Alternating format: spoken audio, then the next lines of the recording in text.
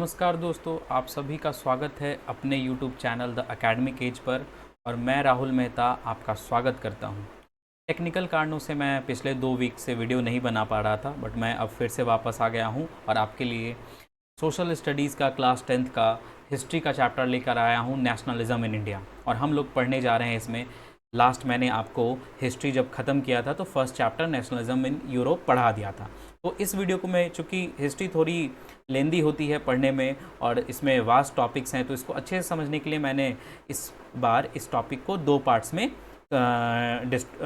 Distribute किया है। ठीक है, तो आज हम लोग पार्ट 1 में इसमें बेसिकली आपको 2 बड़े मूवमेंट्स के बारे में पढ़ना है। और इंडियन फ्रीडम स्ट्रगल में एक रोल रहा आपका नन कोऑपरेशन मूवमेंट और दूसरा सिविल डिसोबीडियंस मूवमेंट, और भी क्विट इंडिया मूवमेंट, इसके अलावा बीच में छोटे मोटे बहुत सारे स्ट्रगल्स हुए, उसको भी पढ़ना है। बट ये बेसिकली इस चैप्टर में ये 2 मेजर चीज़ों को कवर किया गया है। तो मैं आज आप लोगों को नन कोऑपरेशन के बारे में पढ़ाऊँगा। ठीक है, और कैसे इंडिया में नेशनलिज्म की शुरुआत होती है, महात्मा गांधी किस तरह से अफ्रीका से लौट करके एक महान योद्धा के रूप में, और ऐसे योद्धा जिन्होंने बिना किसी शस्त्र और अस्त्र के लोगों को मास एजिटेशन को एक बहुत बड़े वेपन के तौर पे यूज़ किया, जिसमें उन्होंने ट्रूथ एंड नॉन वायलेंस का उपयोग करते हुए पहला अपना सत्याग्रह भारत में और ख़ासकर हमारे बिहार से लॉन्च करते हैं और सफलता को प्राप्त करते हैं। तो इन सारी चीज़ों को देखते हुए बस आपसे एक रिक्वेस्ट है कि पिछले कई दिनों से मैं ऑब्ज़र्व कर रहा हूँ कि मेरा चैनल बहुत ही स्लो हो गया है और सब्सक्राइबर्स भी नहीं बढ़ रहे हैं। तो प्लीज़ फाइनली आप लोग से रिक्वेस्ट है कि चैनल को ज़्यादा से ज़्यादा लाइक करो, सब्सक्राइब करो, शेयर करो, ताकि मेरी रीच बढ़े और मैं और ज़्यादा मेहनत कर सकूँ। ठीक है, तो आप कृपया इस पर ध्यान दो। तो चलिए शुरू करते हैं हम लोग हमारे इस चैप्टर को।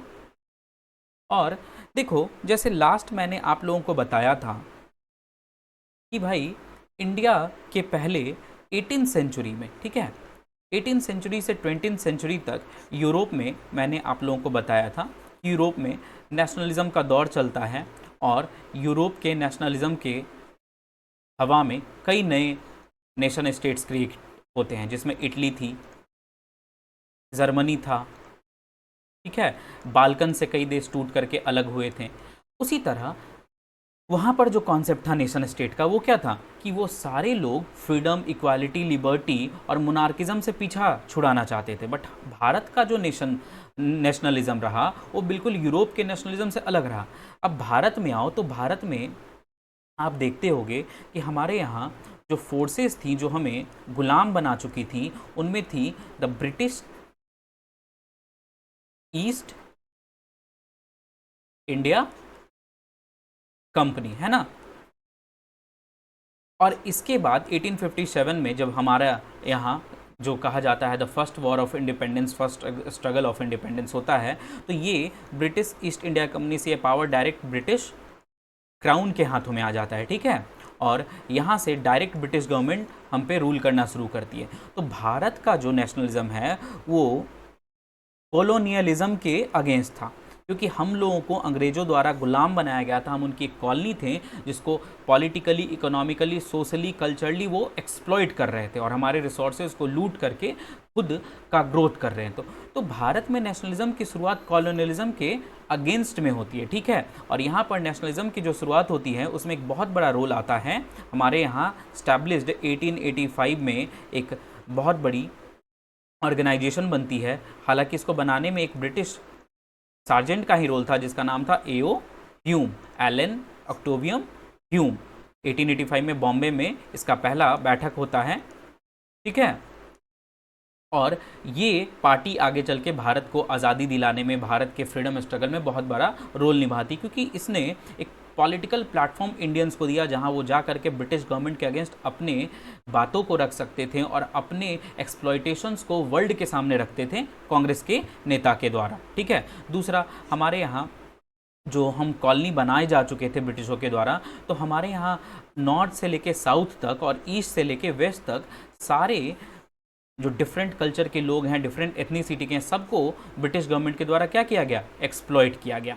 और इस एक्सप्लॉइटेशन का रिजल्ट ये रहा कि हम सारे लोग धीरे धीरे ग्रेजुअली यूनाइटेड हुए और यूनाइटेड होकर के हमने क्या किया, हमने धीरे धीरे यूनाइटेड हो करके ब्रिटिशों का मुकाबला करना शुरू किया। ठीक है, अब इसमें एक रोल आता है किसका, महात्मा गांधी के लीडरशिप का, कि महात्मा गांधी पहले तो अफ्रीका में रेसिज्म के खिलाफ लड़ते रहते हैं और फाइनली जब 1915 में वो लौटते हैं तो वे एक छत्र नेता, pioneer of Indian freedom struggle बन जाते हैं और उनके लीडरशिप में भारत एक नई दिशा की ओर अंग्रेज़ों के ऑपरेशन के खिलाफ, ऑपरेशन यहाँ कहने का मतलब उनके द्वारा हमें दबाया जा रहा था, रेप्रेसिव मेजर्स अपनाए जा रहे थे, तो उसको हम लोग एकजुट होकर के गांधी जी के नेतृत्व में आगे बढ़ते हैं। तो कैसे हम लोग भारत में नेशनलिज्म की शुरुआत होती है, इसको हम लोग जानेंगे। ठीक है, देखो होता क्या है, कहानी शुरू होती है, मैंने पहले ही बता दिया है कि आपकी कहानी में आपको दो बड़े मूवमेंट को पढ़ना है, एक नॉन कोऑपरेशन मूवमेंट और सिविल डिसोबीडियंस मूवमेंट, इन्हीं दोनों के इर्द गिर्द आपका चैप्टर है। तो इसलिए कहानी आपकी शुरू होती है नॉट 1885, नॉट 1857, 1950s के आसपास से। ठीक है, जब यहाँ पे आपको बंगाल पार्टीशन भी नहीं पढ़ना है, हालांकि आप लोग 8th क्लास में पढ़े होंगे। बंगाल का पार्टीशन कब हुआ था, बंगाल का पार्टीशन हुआ था 1905 और उसमें भारत का governor general, it means viceroy कौन था, कर्जन था, है ना। तो ये सब इन्फॉर्मेशन आपको नहीं चाहिए, इसलिए मैं हटा दे रहा हूँ इनको, बस जान लो ऐसे ही। तो होता क्या है कि 1914 में पूरा वर्ल्ड एक वॉर में उलझ जाता है जिसको वर्ल्ड वॉर 1 के नाम से जाना गया, और इस वर्ल्ड वॉर 1 में इंडिया को भी मजबूरन ब्रिटिश गवर्नमेंट की तरफ से पार्टिसिपेट करना पड़ता है। उसका रीजंस मैं आगे बताऊंगा। इंडिया पार्टिसिपेट करता है on behalf of British government, British army. ठीक है, इस उम्मीद में कि शायद जब वर्ल्ड वॉर 1 खत्म होगा, ब्रिटिश जीतेंगे, तो जीतने के बाद हमें क्या हो जाएगा, हमें ब्रिटिशों द्वारा गवर्नमेंट में पार्टिसिपेशन दिया जाएगा, हमें भी रूलिंग करने दिया जाएगा, थोड़ा सेल्फ रूल दिया जाएगा। लेकिन होता क्या है कि फर्स्ट वर्ल्ड वॉर जो 1914 से स्टार्ट होकर के 1918 तक लगभग 5 सालों के इस फेज में चलता है, तो इस वॉर को लड़ने के लिए जो भी बड़े इंपीरियल पावर्स थे उनको वॉर लोन्स लेना पड़ता है, और वॉर लोन्स के कारण होता क्या है कि उनका एक्सपेंसेस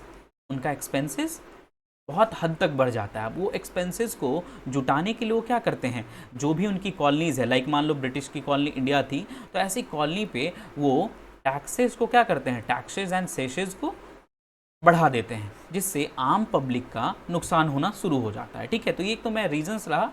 तो इसके अलावा देखो, टैक्सेस बढ़ा देते हैं। अब टैक्सेस बढ़ाने से क्या होता है कि लोगों में भयंकर गुस्सा होता है। दूसरा, टैक्सेस बढ़ गए, दूसरी तरफ फूड का जो प्राइसेस है, फूड प्राइसेस बहुत ही तेज़ी गति से उनका दाम बढ़ने लगता है। यानी पूरे सोसाइटी में आप इकोनॉमिकली देखो तो सोसाइटी इकोनॉमिकली बहुत ही हार्डशिप को फेस करती है, और इन्फ्लेशन, महंगाई का दर इतना बढ़ जाता है कि लोगों के लिए भोजन खरीद के खाने का जो उनका हैसियत है, स्टेटस है, वो भी नहीं रहता है।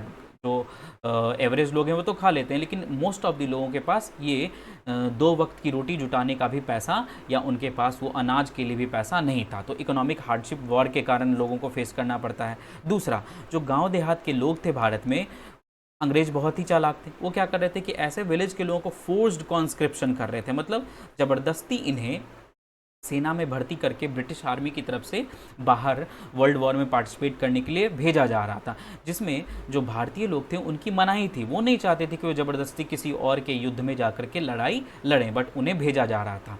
प्लस एक और चीज़, उसी दरमियान 1920 के आसपास जैसे भारत में एक बहुत ही भयंकर बीमारी आती है जिसको कहा गया इन्फ्लुएंजा एपिडेमिक, और इस एपिडेमिक के कारण करीब 12 से 13 मिलियन लोग, सोचो 12 से 13 मिलियन लोग की डेथ हो जाती है इंडिया में। ठीक है, इस एपिडेमिक के कारण। एक तरफ वॉर लोन के कारण एक्सपेंडिचर बढ़ रहा है, दूसरी तरफ टैक्सेस अंग्रेजों द्वारा बढ़ाए जा रहे हैं, तीसरी तरफ क्या हुआ कि फूड प्राइसेस बढ़ रही हैं, इन्फ्लेशन, महंगाई बढ़ रहा है, चौथी तरफ वो अपने देश छोड़कर नहीं जाना चाहते हैं लोग, और उन्हें ज़बरदस्ती बाहर युद्ध में लड़ने भेजा जा रहा है। और इन सब के बीच एक और बहुत ही भयंकर महामारी, इन्फ्लुएंजा महामारी फैल जाती है भारत में, जिसमें 12-13 मिलियन लोग की डेथ हो जाती है। तो इन सब कारणों का बहुत ही बड़ा इम्पैक्ट पड़ता है भारतीय जनमानस पे, इंडियन पब्लिक पे, और इंडियन पब्लिक ब्रिटिशों से बस एक ही उम्मीद लगाए रखती है कि जैसे ही 1918 में वर्ल्ड वॉर समाप्त हुआ तो शायद ब्रिटिश गवर्नमेंट अपने वादों को पूरा करेगी और भारत को सेल्फ रूल की ओर पुश करेगी या उन्हें बहुत ज़्यादा कॉन्सेशन देगी। बट क्या ऐसा होता है? नहीं, बिल्कुल ऐसा नहीं। वर्ल्ड वॉर का रिजल्ट बहुत ही निगेटिव भारत के पक्ष में आता है और अंग्रेज़ों के द्वारा भारतीयों को कोई भी कहे गए वादों को पूरा नहीं किया जाता है। ठीक है, और ऐसे में भारतीयों का जो एनरेग है, गुस्सा, वो 7वें आसमान पर चढ़ जाता है और उन्हें बस इंतज़ार थी कि कोई एक ऐसा मोमेंट मिले जिससे वो अपने इस अंदर के गुस्से को, अंदर के इस एंगर को बाहर प्रदर्शित कर सके और ब्रिटिशों को सबक सिखा सकें। ऐसे में ही महात्मा गांधी का पदार्पण होता है भारतीय पॉलिटिक्स में और 1915 में महात्मा गांधी इंडिया वापस लौटते हैं। कहाँ से? साउथ अफ्रीका से। अब साउथ अफ्रीका क्या कर रहे थे भाई गांधी जी? तो गांधी जी साउथ अफ्रीका में रेसिज्म के अगेंस्ट बहुत ही भयंकर लड़ाई लड़ रहे थे, जहां पर उनको बहुत ही सफलता मिली थी और उस सफलता से ही प्रेरित होकर के उनके राजनीतिक गुरु गोपाल कृष्ण गोखले, याद रखिएगा महात्मा गांधी के पॉलिटिकल परसेप्टर कौन थे? गोपाल कृष्ण गोखले, गांधी जी को एडवाइस करते हैं कि कम टू इंडिया और भारत का भ्रमण करो और भारतीयों की स्थिति को जानो, तुम्हारे जैसे नेताओं की भारत को ज़रूरत है। और उनके आग्रह पे महात्मा गांधी भारत आते हैं। अब महात्मा गांधी भारत तो आते हैं, बट महात्मा गांधी का सोच और मोड ऑफ स्ट्रगल अन्य इंडियन उस समय के लीडर से बिल्कुल भिन्न था। महात्मा गांधी अपने साथ एक मिनट, महात्मा गांधी अपने साथ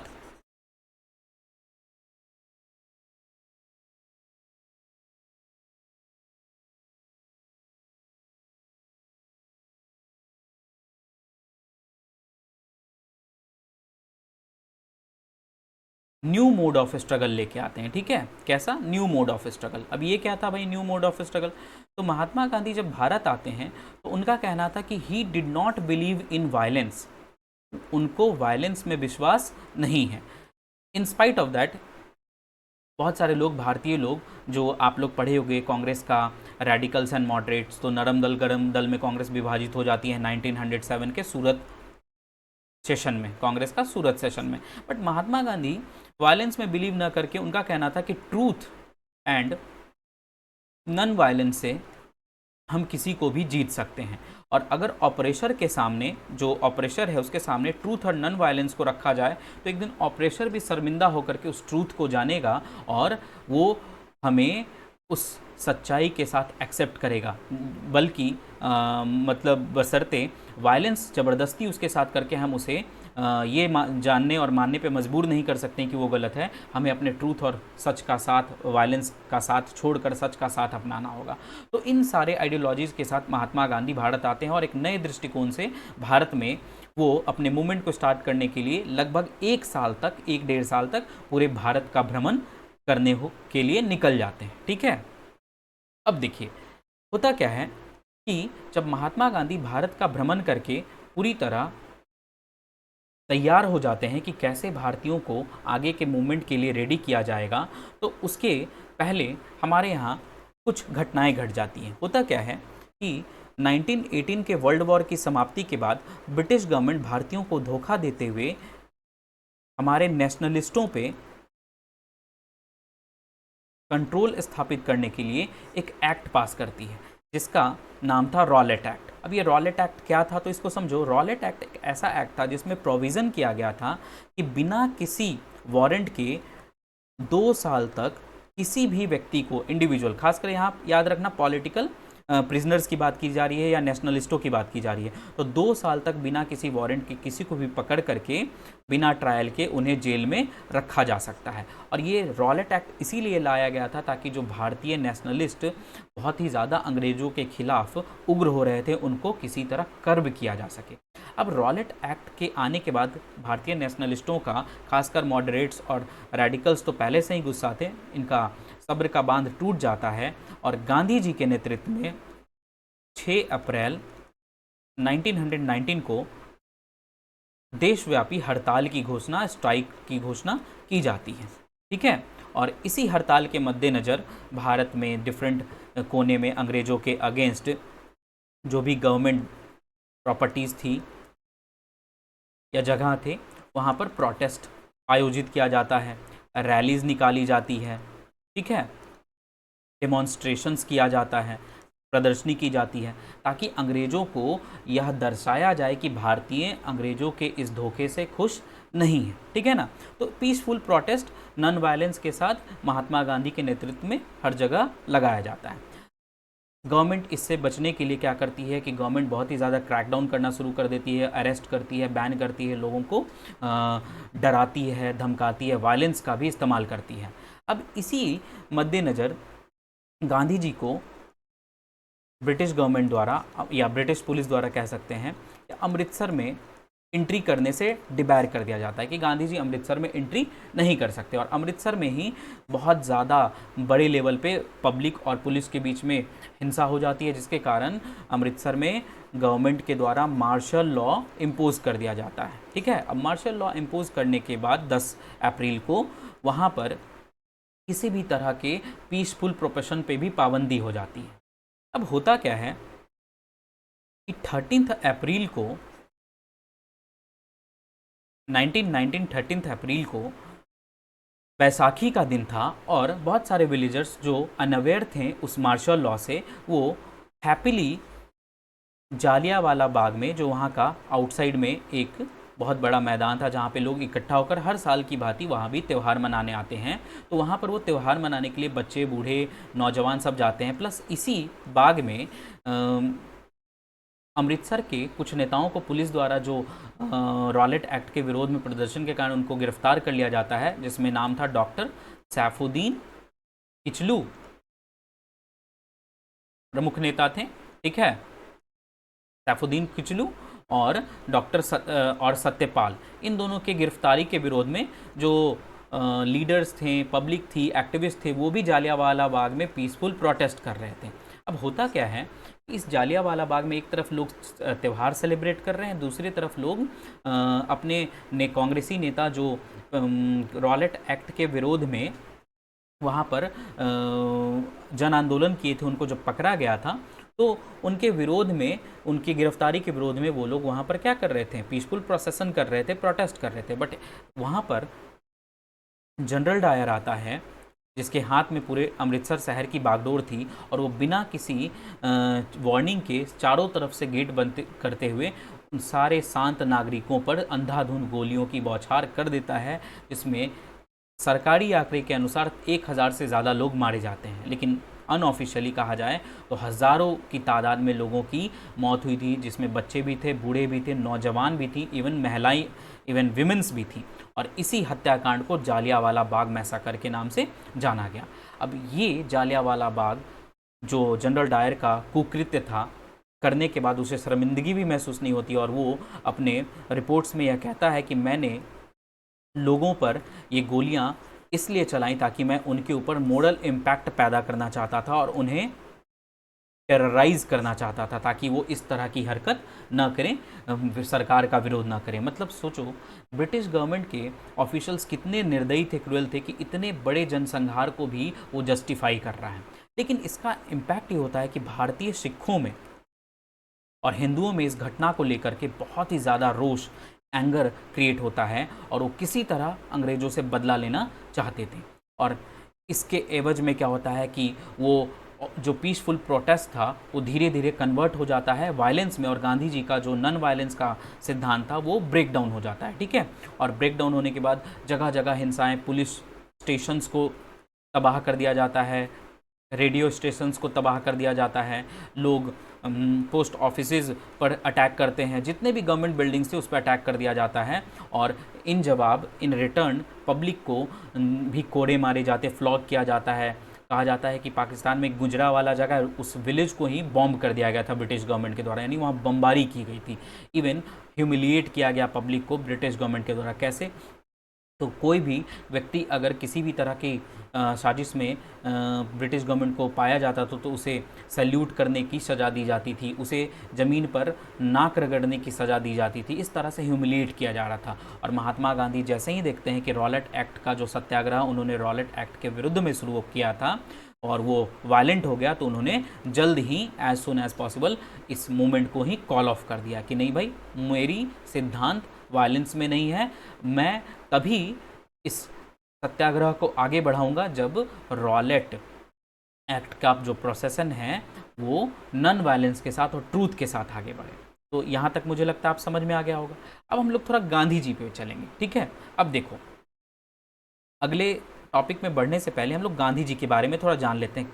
आखिर गांधी जी क्यों इंसिस्ट कर रहे थे ट्रूथ प्लस नॉन वायलेंस को? तो गांधी जी देखो, गांधी जी का मानना था कि जो भी ऑपरेशन है, यानी कि जो भी हमारा ऑपरेशन है वो दिल से बुरा नहीं होता है, सिचुएशन और स्थिति बस वो बुरा होता है। तो अगर हम उसके सामने भी सत्य का इस्तेमाल करेंगे और उसके सामने अहिंसा का इस्तेमाल करेंगे तो एक ना एक दिन वो भी हमारे सत्य को स्वीकार करेगा, बशर्ते कि अगर वो अहिंसा के बजाय हिंसा कर रहा है तो हमें भी हिंसा नहीं करनी चाहिए।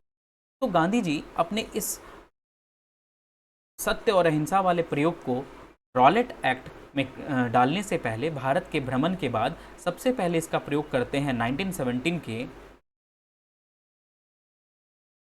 चंपारण सत्याग्रह में, ठीक है। चंपारण कहाँ है? चंपारण बिहार में, जहाँ राजकुमार शुक्ल नामक एक व्यक्ति के द्वारा गांधी जी को इनवाइट किया जाता है और चंपारण में जो नील की खेती की समस्या थी उसके विरोध में गांधी जी स्ट्राइक करते हैं और फाइनली इसमें सक्सेसफुल गांधी जी को मिलता है। और ये गांधी जी का पहला मोमेंट था भारत में आंदोलन का जिसमें उनको सफलता मिलती है, और वो भी कैसे? उनके ट्रूथ एंड नॉन वायलेंस के सिद्धांत का उपयोग करते हुए। इससे गांधी जी बहुत ही ज़्यादा इनकरेज होते हैं। और दूसरा, 1970 में ही गुजरात के खेड़ा में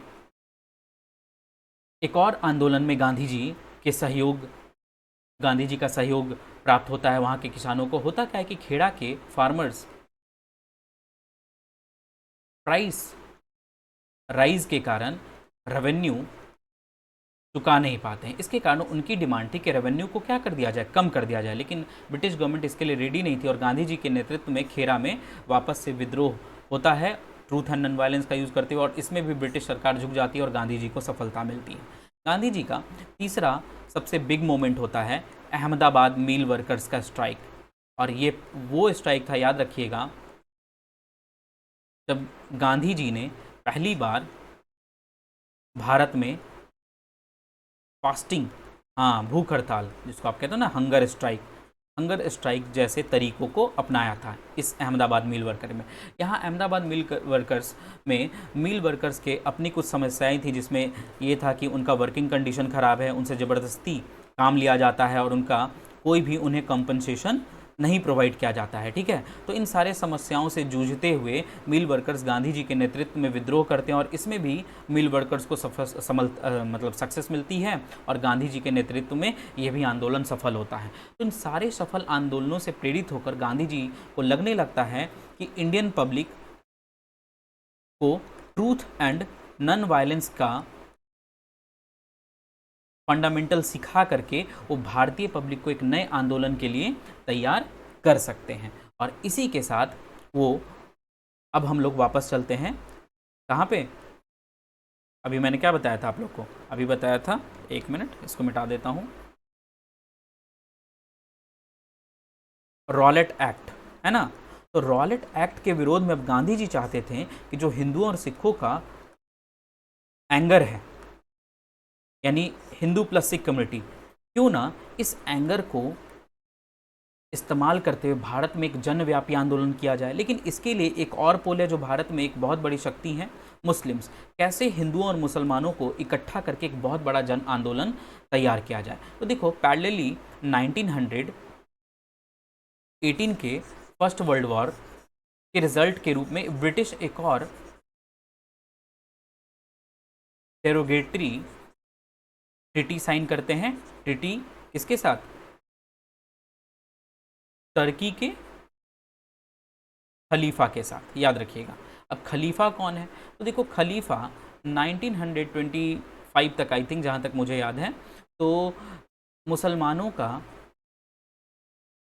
सबसे बड़ा स्पिरिचुअल लीडर हुआ करता था, ठीक है। और खलीफा टर्की के रूलर को कहा जाता था, ठीक है। और ये पूरे विश्व के मुसलमानों का प्रतिनिधित्व करता था। तो टर्की चूंकि वर्ल्ड वॉर फर्स्ट में सेंट्रल फोर्सेस की तरफ से लड़ता है और इसकी हार होती है, इसके कारण ब्रिटिश खलीफा के पोस्ट को क्या कर देते हैं, टर्मिनेट कर देते हैं। और इससे पूरे भारत नहीं, पूरी दुनिया नहीं, पूरे भारत के मुसलमानों भी आक्रोश होता है, क्योंकि उनके लिए खलीफा एक बहुत बड़ा पद था और वो उन्हीं के द्वारा इंस्ट्रक्टेड होते थे। ठीक है, दैट इज़ वाई भारत में बॉम्बे में दो भाइयों के द्वारा खलीफा के सपोर्ट में खिलाफत कमेटी का गठन किया जाता है 1919 मार्च में। और ये दो भाई थे मोहम्मद अली एंड शौकत अली, और ये पूरे भारत में घूम घूम कर खलीफा के सपोर्ट में माहौल बनाने की कोशिश करते हैं, यानी मुसलमानों का विश्वास प्राप्त करने की कोशिश करते हैं। इधर क्या हुआ, रॉलेट एक्ट के कारण हिंदू परेशान है, उधर मुसलमानों खलीफा के इशू को लेकर के पोलराइज हो रहे हैं। गांधी जी को एक अपॉर्चुनिटी दिखती है और गांधी जी सोचते हैं कि क्यों ना हम इस हिंदू और मुस्लिम जो अलग अलग पोल्स हैं इनको यूनाइटेड करके एक देशव्यापी हड़ताल शुरू किया जाए, जिसमें अंग्रेज़ों के खिलाफ हम ट्रूथ नन वायलेंस का इस्तेमाल करते हुए, उनको कोऑपरेट न करते हुए एक नन कोऑपरेशन मूवमेंट चलाएं, जिससे हम लोग अल्टीमेटली अपने देश के लोगों के लिए सेल्फ रूल को प्राप्त कर सके। ठीक है, यानी अब कांग्रेस पार्टी और गांधी का लक्ष्य क्या हो गया, स्वराज, याद रखिएगा। ठीक है ना। और इसके लिए गांधी जी कांग्रेस के कलकत्ता सेशन में नन कोऑपरेशन को अडॉप्ट कराने के लिए कांग्रेस के कई सारे नेताओं से विचार विमर्श करते हैं, मंत्रणा करते हैं, और फाइनली बहुत सारे लीडर्स को गांधी जी मनाने में सफल हो जाते हैं। ठीक है, लेकिन कांग्रेस का ध्यान रखिएगा एक धड़ा था जो अभी भी गांधी जी के नन कोऑपरेशन में बिलीव नहीं कर रहा था। तो आखिर गांधी जी का नन कोऑपरेशन क्या था, उसको जानने के लिए हम लोग थोड़ा सा समझेंगे कि गांधी जी का नन कोऑपरेशन मूवमेंट क्या था, जिसके कारण अभी भी कई लोग गांधी जी के इस तौर तरीके में पूरी तरह से अपना समर्पण नहीं दिखा पा रहे। तो देखो, गांधी का ने एक पुस्तक लिखी थी 1909 में, हिंद स्वराज। ठीक है, कब लिखी थी, 1909 में। और इस पुस्तक में उन्होंने नन कोऑपरेशन के बारे में बताया था कि क्यों भारत में नन कोऑपरेशन करना चाहिए। तो गांधी का कहना था कि भारत में जो ब्रिटिश गवर्नमेंट है उसके इस्टेब्लिशमेंट का बेसिस ही अंग्रेज़ों का सहयोग बाई इंडियंस है। तो अगर इंडियंस अंग्रेज़ों का कोऑपरेशन करना ही बंद कर देंगे तो धीरे धीरे ब्रिटिश गवर्नमेंट परेशान होकर कर स्वयं हमें सत्ता सौंप देगी, अल्टीमेटली ग्रेजुअली। ठीक है, इसलिए गांधी जी चाहते थे कि ट्रूथ एंड नन वायलेंस का इस्तेमाल करते हुए step by step non violence को नन कोऑपरेशन को लागू किया जाएगा, जिसमें पहला स्टेप उनका था कि ब्रिटिश गवर्नमेंट के द्वारा जितने भी हमें टाइटल्स एंड अवार्ड्स दिए गए हैं, उन टाइटल्स एंड अवार्ड्स को क्या किया जाए, उन टाइटल्स एंड अवार्ड्स को रिटर्न कर दिया जाए। प्लस जितने भी लोग सरकारी नौकरी, कॉलेज, स्कूल में काम कर रहे हैं, बच्चे जो हैं वो स्कूल छोड़ दें, शिक्षक अध्यापक पढ़ाने का काम छोड़ दें, आर्मी में जो भारतीय काम कर रहे हैं वो छोड़ दें, वहाँ पर इन जितने भी गवर्नमेंट इंस्टीट्यूशंस हैं जिसमें हम ब्रिटिशों का सहयोग कर रहे हैं वो हम गिव अप कर दें। ठीक है, इसके बाद के स्टेप में फॉरेन गुड्स का बॉयकॉट किया जाए, फॉरेन क्लोथ्स का बाइकआउट किया जाए, जो भी विदेशी शराब की दुकान है उनको पिकेटेड किया जाए। पिकेट मतलब समझते हो, पिकेट मतलब होता है कि जो भी हमारी विचारधारा के अगेंस्ट है वैसे शॉप्स को, वैसे जगहों को हम लोग क्या करेंगे, वैसे शॉप्स और वैसे जगहों को हम लोग चारों तरफ से नाकाबंदी कर देंगे ताकि लोग उसका इस्तेमाल न कर सके। तो फाइनली सितंबर 1920 में गांधी के इस प्रस्ताव को, नन कॉपरेशन के प्रस्ताव को कांग्रेस पार्टी के द्वारा अडॉप्ट कर लिया जाता है और सितंबर 1920 से ऑफिशियली भारत में नन कॉपरेशन की शुरुआत हो जाती है।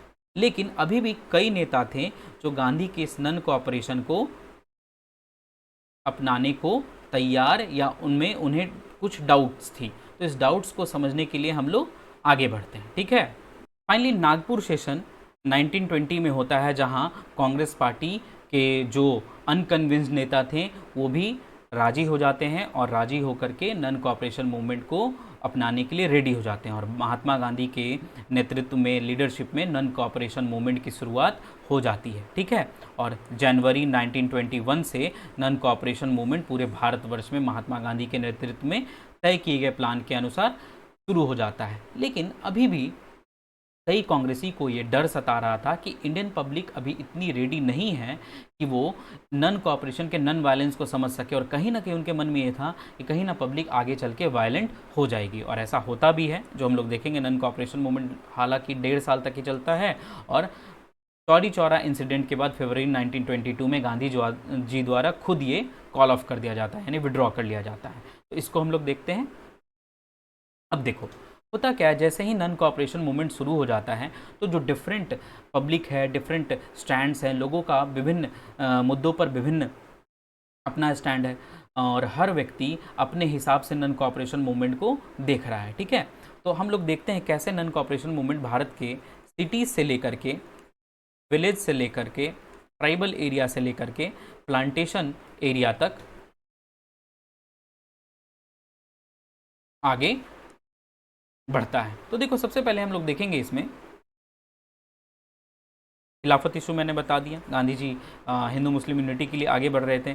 अब नन कॉपरेशन मूवमेंट जैसे ही शुरू होता है तो सिटीज़ और टाउन्स में इसका सबसे ज़्यादा प्रचार होता है।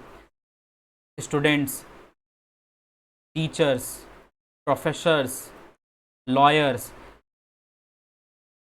जितने भी गवर्नमेंट ऑफिशियल्स हैं जो ब्रिटिश गवर्नमेंट में इंडियंस काम कर रहे हैं, वो सारे ब्रिटिश इंस्टीट्यूशन को बाइकआउट कर देते हैं। आपको पता होगा जालियांवाला बाग इंसिडेंट के बाद नाइटहुड की उपाधि जो रविंद्रनाथ टैगोर को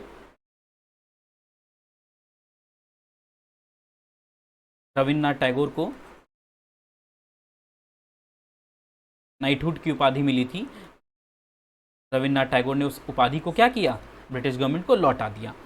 अब सिटीज़ में क्या होता है कि चारों तरफ फॉरेन क्लॉथ्स का जो भी कपड़े थे ना, उसको बोन फायर में जलाया जाता है और उसकी होली मनाई जाती है। सोचो इतना हम विरोध कर रहे थे। जितने भी लिकर शॉप्स थे उन सारे लिकर शॉप्स को पिकेटेड कर दिया जाता है, यानी चारों तरफ से घेराबंदी कर दी जाती है। जो स्टूडेंट्स हैं उन्होंने स्कूल छोड़ दिया, और फॉरेन क्लॉथ्स को जलाया जा रहा है। जो ट्रेडर्स, मर्चेंट्स एंड ट्रेडर्स हैं उन्होंने फॉरेन गुड्स में ट्रेड करना बंद कर दिया। तो जिससे जितना बन पड़ा उन्होंने सिटीज़ एंड टाउन में वो काम किया। कहा जाता है कि 1921 में जो विदेशी कपड़े का इम्पोर्ट था वो 107 करोड़ से गिर करके सीधे हाफ गिर करके 102 करोड़ से गिर करके 57 करोड़ पे आ जाता है। देखो ब्रिटिश गवर्नमेंट को कितना लॉस हुआ होगा। और इस तरह सिटीज़ एंड टाउन्स में बहुत तेज़ी से ये आंदोलन आगे बढ़ता है। लेकिन जितनी तेज़ी से आपका non cooperation movement towns and cities में ऊपर जाता है, उतनी ही तेज़ी से धराम से नीचे गिरता है। और उसका कारण है कि ब्रिटिश गवर्नमेंट के इंस्टीट्यूशंस का ऑप्शन हमारे पास नहीं था। ना तो हमारे पास उनके द्वारा प्रोड्यूस किए गए मील क्लॉथ्स का कोई सस्ता ऑप्शन अवेलेबल था।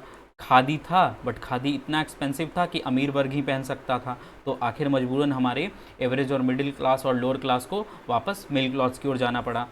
स्टूडेंट्स, टीचर्स, इन सबों ने अपना काम तो छोड़ दिया, पढ़ाई छोड़ दी, बट हमारे पास इतने जल्दी नए स्कूल्स और नए इंडियन नॉलेज को बढ़ाने वाले स्कूल जो अंग्रेजी मीडियम में ना हो, स्टैब्लिश करने का रिसोर्सेज नहीं था और समय नहीं था। इसके कारण हमारे टीचर्स एंड स्टूडेंट्स वापस ब्रिटिश स्कूल्स की ओर मूव ऑन कर जाते हैं। यही हाल हमारे लॉयर्स का भी रहा, उन्होंने भी अपनी प्रैक्टिस शुरू कर दी, और इस तरह British non cooperation movement cities and towns में वापस स्लो डाउन की ओर चला गया। ठीक है, लेकिन दूसरी ओर गाँव में ये चीज़ें बिल्कुल ही अलग तरीके से आगे बढ़ रही थी। अब देखो गाँव में क्या था कि पहले से ही ब्रिटिशों द्वारा बनाए गए परमानेंट सेटलमेंट जैसे चीज़ों को लेकर के ताल्लुकदारों, ज़मींदारों के साथ भारतीयों का और भारतीय टेनेंट्स का, किसानों का कुछ मामला उलझ सा गया था।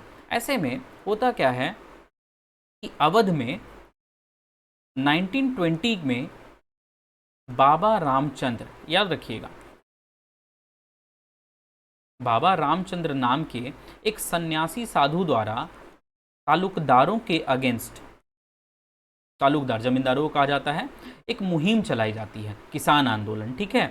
और बाबा रामचंद्र पेशे से भी एक गिरमिटिया इंडेंचर्ड मजदूर थे जो फिजी में ब्रिटिशों द्वारा ले जाए गए थे और वापस ये आकर के संन्यास जीवन धारण करके भारतीय जनमानस में, खासकर अपने लोकेलिटी के एरिया में, अंग्रेजों के खिलाफ लोगों को तैयार करते हैं। और इनका मुकाबला होता है तालुकदारों से, जिसमें तालुकदार बेगार की प्रथा का पालन करते हुए टेनेंट्स को ज़बरदस्ती अपने खेतों में काम करवा रहे थे, प्लस उन्हें किसी भी तरह का पेमेंट नहीं दिया जाता था, नो पेमेंट, बेगारी करना है। प्लस जो रेंट था लैंड का वो भी बहुत हाई था, और वो जो लीज्ड लैंड होता था, उस लीज्ड लैंड पे किसी भी तरह का कोई राइट इन टेनेंट्स के पास में, किसानों के पास में नहीं था। उन्हें कभी भी उस लैंड से इविक्ट कर दिया जा सकता था।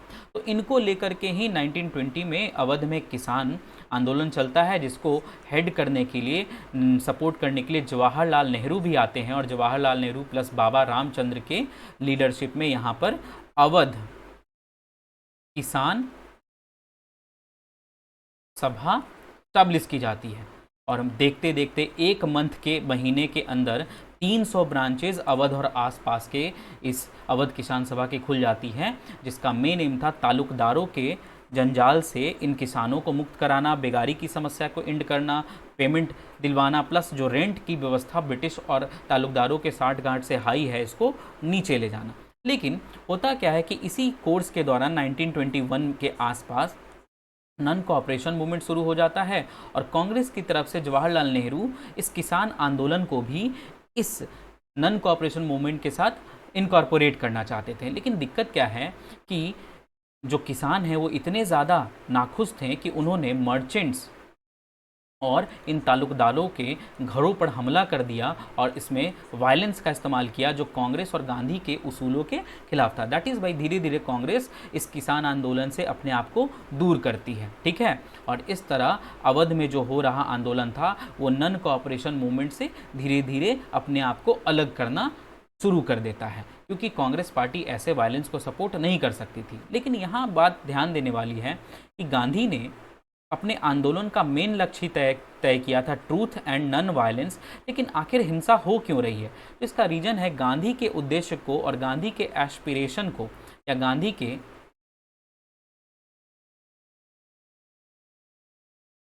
डिमांड को हर व्यक्ति, हर इंडिविजुअल, हर ग्रुप अपने डिमांड के साथ मैच नहीं कर पा रहा था। गांधी कह कुछ रहे थे लेकिन लोग समझ कुछ और रहे थे। गांधी ने ट्रूथ एंड नन वायलेंस का उपयोग करते हुए जन आंदोलन की बात की थी, लेकिन लोगों को लगा कि अब गांधी राज आने वाला है, और इन किसानों को लग रहा था कि इन्हें इनका ज़मीन, इनका जो लैंड है ये वापस दे दिया जाएगा, इनका लैंड वापस मिलेगा, प्लस इन्हें रेवेन्यू भी कम चुकाना पड़ेगा। इस कारण वो अपने अनुसार उस आंदोलन को चला रहे थे। यही हाल अब देखिए, अब देखते हैं ट्राइबल एरिया में क्या चल रहा था। तो ट्राइबल एरिया में हम लोग आंध्र प्रदेश के गुडम हिल का एग्जाम्पल लेते हैं कि वहाँ पर क्या चल रहा था, इससे हमें ये कहानी समझ में आएगी। तो आंध्र प्रदेश के गुडम हिल में जितने भी ट्राइबल एरिया थे, खासकर वो फॉरेस्ट का एरिया था, जहाँ ब्रिटिश गवर्नमेंट अपना फॉरेस्ट एक्ट ला करके सारे फॉरेस्ट को अपनी परिसंपत्ति घोषित करके रिजर्व घोषित कर देती है। जिसमें होता क्या है कि जो लोकल ट्राइबल्स हैं, जो उस फॉरेस्ट के आसपास रहते हैं, जिनका सारा दिनचर्या ही फॉरेस्ट से चल रहा है, क्योंकि उन्हें फ्यूल वूड चाहिए अपने लाइवलीहुड को चलाने के लिए, वो लीव्स कलेक्ट नहीं कर सकते हैं, बैन हो गया। वो अपने एनिमल्स को वहाँ पे ग्रेजिंग नहीं करा सकते हैं, चरा नहीं सकते हैं, नहीं तो उन्हें सज़ा हो जाएगी, उन्हें दंड भुगतना पड़ेगा। ऐसे में ब्रिटिश गवर्नमेंट के इन लॉज से परेशान होकर के ट्राइबल्स जो हैं वो ब्रिटिशों के अगेंस्ट रिवॉल्ट कर देते हैं, और इसको लीड करते हैं आंध्र प्रदेश में एक बहुत ही कैरिस्मेटिक फिगर जिनका नाम था अलूरी सीताराम राजू। अब सीताराम राजू के बारे में खास बात है कि लोग इनको इनकारनेशन ऑफ गॉड मानते हैं। क्यों? क्योंकि इनका खुद का कहना था कि इनके पास कुछ स्पेशल पावर्स है, जिसके थ्रू ये बुलेट्स यानी जो गोलियां लगेंगी उसको भी सह सकते हैं, ये लोगों को हील कर सकते हैं चमत्कार से। इसके अलावा इनका यह भी कहना था कि ये एकदम सटीक एस्ट्रोलॉजिकल प्रिडिक्शन कर सकते हैं। सीताराम राजू गांधी जी के बहुत बड़े प्रशंसक थे और गांधी जी के नन कोऑपरेशन मूवमेंट को सपोर्ट कर रहे थे, और इस कारण उन्होंने अपने आदिवासियों में नॉट ड्रिंकिंग की हैबिट को इवॉल्व करने के लिए प्रचार किया कि शराब को हाथ नहीं लगाना है, प्लस इन्होंने ये भी घोषणा की कि वो गांधी के स्वदेशी और गांधी के सेल्फ रूल से बहुत ही इम्प्रेस्ड हैं और अपने लोगों को अंग्रेजों के खिलाफ संघर्ष करने का प्रेरणा दिया। बट ये गांधी के साथ नन वायलेंस के मुद्दे पर एकजुट नहीं थे, कारण कि इनका मानना था कि ब्रिटिशों को भगाने का एक ही तरीका है, और वो तरीका क्या है कि वायलेंस करके उनको अपने जगह से खदेड़ा जा सके, ठीक है। और इसके कारण इस मामले में गांधी के साथ इनकी विचारधारा नहीं मिलती थी। अल्टीमेटली 1924 में सीताराम राजू को गुरिल्ला वॉरफेयर करते हुए भी, गुरिल्ला वॉरफेयर कहते हैं जब जंगलों में छिप करके लड़ाई की जाती है, जिसमें उन्होंने और उनके लोगों ने काफ़ी ज़्यादा नुकसान पहुंचाया ब्रिटिशों को। फाइनली 1924 में उसको पकड़ लिया जाता है, राजू जी को, सीताराम राजू को, और इनको फांसी पे चढ़ा दिया जाता है। लेकिन इतिहास आज भी इनको एक फोक हीरो के रूप में याद करता है। इस तरह प्लांटेशन वर्कर्स का भी गांधी जी का नन कॉपरेशन का कॉल वो अपने तरफ से सोचते हैं। अब प्लांटेशन वर्कर्स का प्रॉब्लम ये था कि इनलैंड इमिग्रेशन एक्ट के तहत इन सारे वर्कर्स को 1859 के एक्ट के तहत ज़बरदस्ती पकड़ करके अगर किसी ने अपना रेंट नहीं चुकाया हो, रेवेन्यू नहीं चुकाया हो, तो इन्हें बदले में बेगार करने के लिए इंडेंटर्ड लेबर की तरह प्लांटेशंस में, खास करके असम में जैसे जगहों पे रखा जाता था, जहां इस एक्ट के तहत इन्हें विदाउट परमिशन, अपने मालिकों की विदाउट परमिशन उस एरिया को छोड़कर जाने की कोई अनुमति नहीं थी। मतलब वो अपने गांव घर भी नहीं जा सकते हैं। तो गांधी जी जब नन कॉपरेशन का आह्वान करते हैं तो ऐसे प्लांटेशन वर्कर्स को लगता है कि अब गांधी राज आने वाला है और हम गांव जाएंगे तो हमें गांधी के नेतृत्व में ज़मीन मिलेगा और हम लोग अपने परिवार के साथ रहकर खुशी खुशी खेती करेंगे। लेकिन चूँकि पूरे देश में देशव्यापी हड़ताल चल रहा था तो रेलवेज़ और स्टीमर्स का नेटवर्क को भी बैन किया जा चुका था ब्रिटिश गवर्नमेंट के द्वारा, जिसके कारण ये सारे लोग रास्ते में ही फंस जाते हैं और ब्रिटिश पुलिस द्वारा इन्हें बहुत ही ज़्यादा ब्रूटली पीटा जाता है और ये अपने घर वापस नहीं जा पाते हैं। लेकिन कॉमन चीज़ ये निकल कर आया कि गांधी जी ने नन कॉपरेशन का भले ही आह्वान दिया, लेकिन इस आह्वान को हर व्यक्ति अपने अपने नज़रिए से देखता है। कोई गांधी के इस centralised truth and non violence को गांधी के चश्मे से नहीं देखता है। सबका देखने का नज़रिया अपना था। किसी को घर वापस जाना था जैसे प्लांटेशन वर्कर्स, किसी को अपने जंगलों पर वापस अधिकार चाहिए था, किसी को अपने ज़मीन पर वापस अधिकार चाहिए था, ठीक है। तो हर व्यक्ति का नज़रिया अलग था और इस तरह नन कॉपरेशन मूवमेंट धीरे धीरे नन वायलेंस से वायलेंस की ओर मुड़ गया। और इसका हम लोग लास्ट देखते हैं क्या होता है कि 4 फरवरी को 1922 को उत्तर प्रदेश के गोरखपुर ज़िले, याद रखिएगा, में चौरी चौरा एक गांव है, चौरी चौरा, वहाँ पर एक पीसफुल प्रोसेसन आगे बढ़ती है नन कॉपरेशन के आंदोलन को कैरी करते हुए। लेकिन पुलिस अफसर्स द्वारा उन्हें रोक दिया जाता है, जिससे गुस्सा होकर के मुठभेड़ होती है और 22 पुलिस वालों को यहाँ ये भीड़ जिंदा जला देती है, जिसके कारण हिंसा हो जाती है। और गांधी जी इस घटना से इतने ज़्यादा मर्माहत हो जाते हैं कि उन्होंने सीधे कुछ सोच ना समझ करके बहुत सारे कांग्रेसी लीडर्स का यहाँ पर उनसे रिक्वेस्ट था कि गांधी जी को चौरी चौरा की छोटी घटना के कारण आंदोलन वापस नहीं लेना चाहिए। लेकिन गांधी जी अपने उसूल के पक्के थे। उन्होंने नन कॉपरेशन मूवमेंट को 1922 में चौरी चौरा इंसिडेंट के बाद विड्रॉ कर लिया और उसके बाद वो ब्रिटिश गवर्नमेंट द्वारा 1922 में पकड़ लिए जाते हैं और उन्हें 6 साल की जेल की सज़ा हो जाती है, ठीक है। तो आज के लिए इतना काफ़ी है। हम लोग इसके बाद सिविल डिसोबीडियंस मूवमेंट को अगले क्लास में देखेंगे, ठीक है। वीडियो में अंत तक बने रहने के लिए आप सभी का धन्यवाद। अगर वीडियो पसंद आया हो तो लाइक करें, सब्सक्राइब करें और बेल बटन को हिट करें। साथ ही साथ जितना हो सके चैनल को शेयर करें।